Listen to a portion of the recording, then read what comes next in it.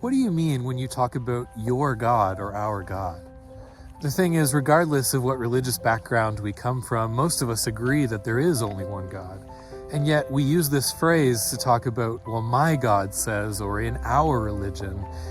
And most of the time what we mean by that is, well, this is what I was taught to believe by somebody else growing up and what I've always assumed to be the truth about God. And for many of us, what we really mean by that is that this is a part of how we view ourselves.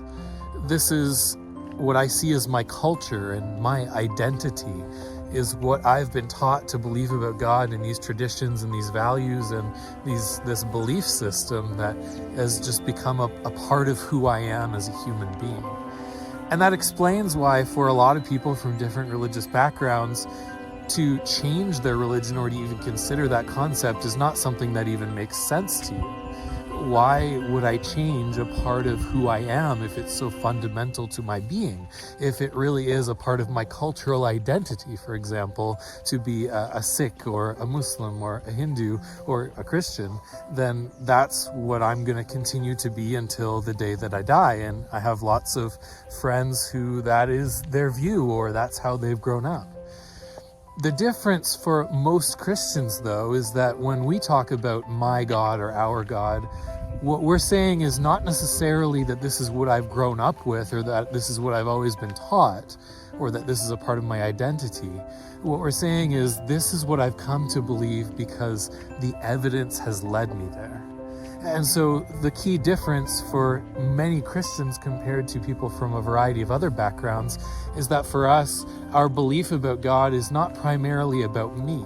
It's not primarily about who I am and my identity. It's about who God is and God's identity and wanting to pursue knowing Him really deeply and truly. And this is a part of the difference, I think, between what it means to love God versus believe in God. To believe in God could come in many different forms, but to love God means that I am going to want to pursue an ever-deepening understanding of who He is, even if that actually means changing my beliefs. In order to grow closer to my wife and my relationship with her, that actually requires me to know her and to know her even as she changes as a person. And if I'm holding on to beliefs about my wife that turn out to be actually inaccurate or untrue, that's not going to help me in my relationship with her. That's actually going to hold me back.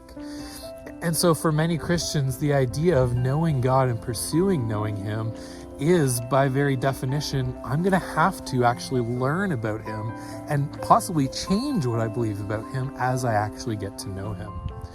And so this is why there is such a big gap and difference, I think, between people from a Christian worldview and sometimes from other worldviews, is because we're approaching the topic of religion and God from very different vantage points.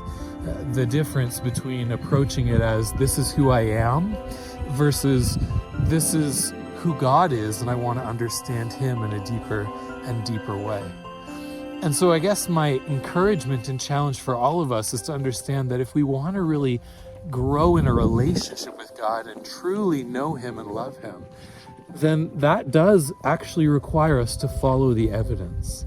That requires us to ask questions like, well, I could have been born into any cultural identity and any religious worldview. And so how do I know what really is true about God, and how do I get to know Him? And is what I've always been taught actually the case? Or is there evidence out there that could persuade me to believe something different?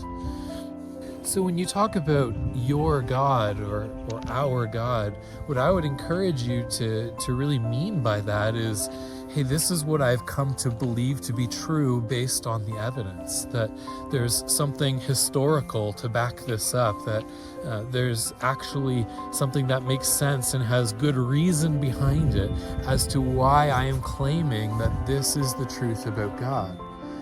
Because the truth is that it's not you know who you are and then God and who He is shaped by that. It's actually the other way around. You come to know who God is, and that actually shows you and teaches you about who you are. And so this, for Christians at least, is why it actually does make sense to possibly convert from one belief system or religious identity to another one. It's not because it's about a culture or something like that. It's because it's about a pursuit of God. And if I become persuaded that this is what's true about God, then I'm going to respond to that, and I'm going to choose to love him and pursue him accordingly.